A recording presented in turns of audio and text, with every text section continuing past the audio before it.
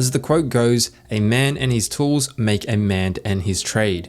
Hey there, it's Andrew here, hope you're all well. After working both remotely and from home for over 3 years, here are my go-to tech essentials that may help you get more from your desk setup and beat productivity slumps. First off, we have the Logitech Brio. Now that Zoom, Skype, and Google calls are part of our everyday lives, a high quality webcam is a necessity. With my current setup, the laptop is in clamshell mode, which means I don't have access to the MacBook webcam. So it was either a DIY setup with a DSLR camera as a webcam or a dedicated 4K webcam, and I went for the latter for the sake of simplicity. Most platforms are yet to support 4K, but despite this fact, you do see a noticeable difference in video quality in the Brio in comparison to most webcams on the market right now. In this compact and sleek design, you're getting 4K at 30 frames per second, HDR for deeper and more diverse colors, and a very wide field of view. The quality of your video image does help day to day when working remotely. High video quality comes off as professional and helps you stand out above the crowd of standard webcams and those daily video calls. Your video and audio quality says a lot about you in this very odd day and age, so it could well help you proceed to the next round of job interviews or secure that client deal. The inbuilt dual microphones is also a welcome bonus, which offers impressive audio quality to match the picture for those who may not want to purchase a separate microphone. But this webcam also comes at the high price of $215 US, which is more than most people will likely spend just to improve the quality of their video calls. For those who wince at the price tag of the Brio, the Logitech C920 is a great alternative that I recommend at less than half the price of the Brio, although it loses out on the 4K wide angle lens. When working from home, there's one thing that I've always overlooked, and that's internet speed. A reliable and extremely fast connection is not a nice to have anymore, it really is an essential. Depending on the time of the day, our internet speed hovers around 50 to 60 megabits per second, and this is with the stock gear I received from our internet provider. Not so great, but it's what I'm used to day to day, so it never crossed my mind to try and improve the internet speed. That is until Netgear sent over their Orbi Pro Wi-Fi 6 Mini to test out. And for full transparency and disclosure, Netgear are also kindly sponsoring this video, but all opinions are my own as always. There's no denying this thing puts a rocket ship behind our internet speed. The Orbi Pro Mini works as a dual band mesh system, which is basically a fancy term for supercharging your router's Wi-Fi signal. It's done by placing these sleek extenders throughout your home, which amplify signal strength to all devices so there are no dead zones or hiccups in speed. Setup was super simple. Plug the devices in, download the apps, scan the QR code, and just follow the simple prompts and you're good to go within a few minutes. So all our devices are now achieving a consistent 110 megabits per second throughout the day without fail. The speed has quite literally doubled. Practically, this means shaving off minutes from my day, waiting to download files, browsing websites, and very smooth Zoom video calls where I now don't need to ask if they're still there. If you're a power user, there's also the ability to connect up to over 80 devices on the network. Business grade security, Netgear Insight tool, and VPN are also built in. If you're also keen on giving your internet a kick up the butt, I'll leave a link below to Netgear's Orbi Pro Mini.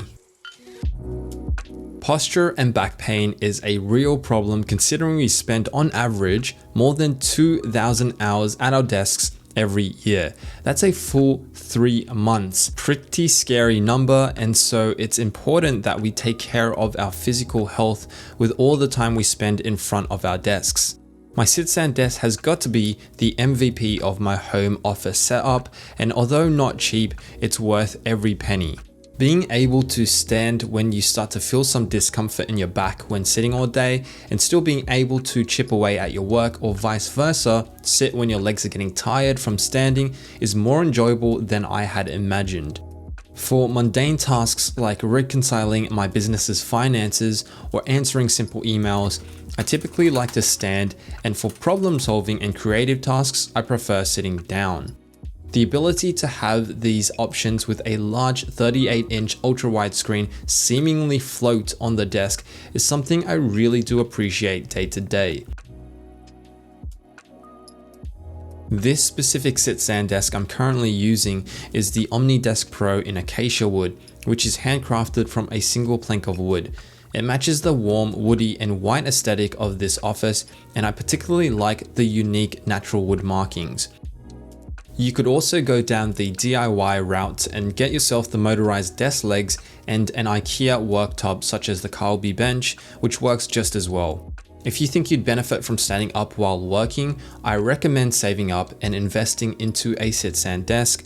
I can say for a fact it has helped me focus, enjoy my work just that much more, and it's an investment that will go a long way to come.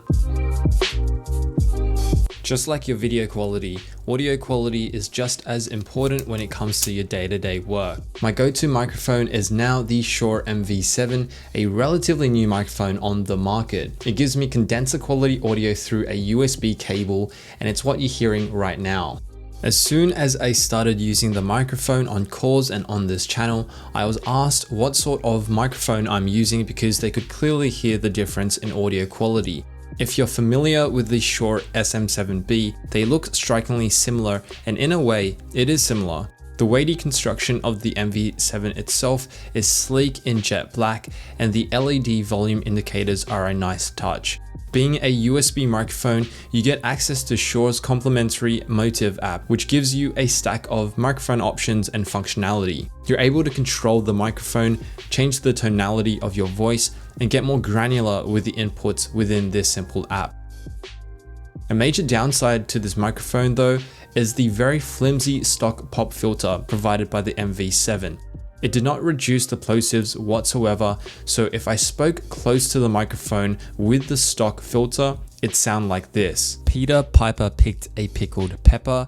Peter's plosives are pretty poor. As you can imagine, this would be irritating for listeners. So if you're going to get this microphone, a pro tip is to buy the Shure RK345 filter to go with it, which is the one you're seeing right now. It's larger and of higher quality than the stock filter you get and removes the plosives like a charm. The microphone is hooked up to the Rode Studio boom arm, which lets me adjust it right near my mouth when I'm on call and tuck it neatly away when it's not being used. Overall, the MV7 is definitely worthy of a spot on your desk for audiophiles. Next up on our list of home office essentials is definitely the Philips Hue lights. Lighting is so incredibly important to your mood and the ambience of your workspace. If your room doesn't get much natural light, or you work late into the night like I do, smart lights will revolutionize your workspace vibe. In my space, I currently have 2 Philips Hue bulbs on a brass lamp stand, 2 Philips play bars mounted behind the monitor, an extended Philips Hue light strip running across the sit-stand desk, and a Philips Hue Go. When all working in unison, the ambience is quite satisfying. And it's not just visually appealing either, it's convenient once you have it all set up to your liking. For example, I have the light scheduled to transition into red around 7 PM to benefit from red light therapy and prep the body for sleep, and then to automatically switch off by midnight. I also love the dynamic weather switching, so I have it set to switch to a warmer hue if it's cloudy or rainy outside. Plus, depending on your use case, smart lights have overall longer lifespans and lower energy usage. I've tried Lenovo and LifeX lights, but the Philips smart light ecosystem, in my opinion, is hands down the most intuitive and pleasing to use. Although smart lights are more of a want than a need, they're definitely something I miss when I'm working remotely or at a co-working space. So I hope you enjoyed this list of essentials. I'll most likely film a follow-up video because there were just too many essentials to fit into a single video. So make sure you've subscribed to this channel if you haven't yet already, and drop a like if you enjoyed this video. If you got this far into the video as well, let me know by dropping the code word comment SUPERVIBE down below, and I'll give it a big fat like. If you have any questions at all about this setup, feel free to leave a comment down below or DM me over at Instagram at AndrewEthanZeng. A big thanks again to Netgear for sponsoring this video. I'll leave direct product links to everything you've seen in this video and all the gadgets on my desk below in the description box. As always, thank you for watching.